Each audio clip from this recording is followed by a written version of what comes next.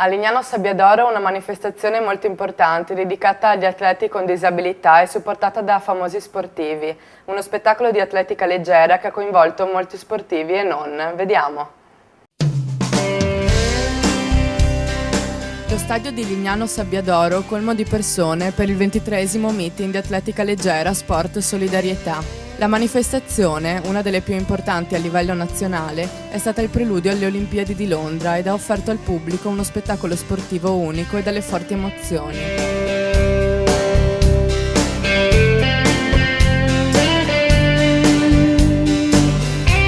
Un meeting di atletica in programma dal 1990 promuove e sostiene lo sport disabili e l'associazione Comunità Melograno Onlus, con il suo centro occupazionale per disabili e la nuova struttura per l'attività diurna e la residenzialità.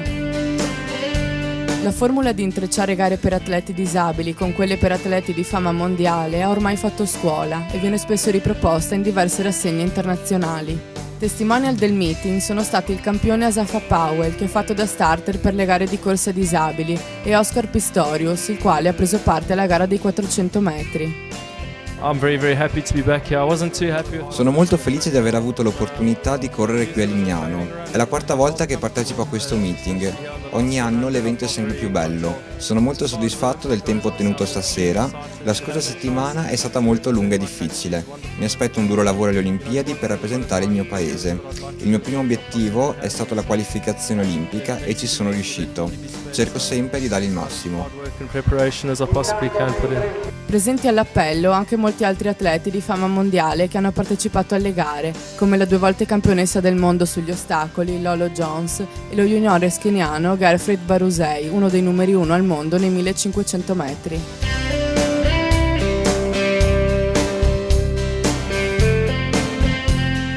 Abbiamo qua un atleta, ha appena da poco compiuto una gara.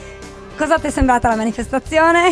Come sei? Emozionato? Non emozionato? È stata una grande emozione essere qui a partecipare con questi grandi talenti. Sono stato incazzato all'ultimo momento a fare questa gara. Per me è una gran soddisfazione essere qua. È andata come è andata, però insomma bene, dai, tutto sommato bene. L'avete vista voi, il pubblico, spalti gremiti, vuol dire che ormai, vabbè che sono 23 anni e quindi è ben collaudato l'evento. Però ogni anno è un'avventura e ci crea grandi emozioni. Poi credo con orgoglio poter dire che ormai possiamo considerarlo il numero 1 dei meeting per le sue caratteristiche, sono a doppia valenza, ma non dico io, ce lo dicono tutti. Siamo qua con Flavio Zorzini, Centro Friuli Rico. Sei soddisfatto nell'aver sponsorizzato questo tipo di manifestazione? Sono più che soddisfatto per aver dato una mano alla buona riuscita di questa manifestazione.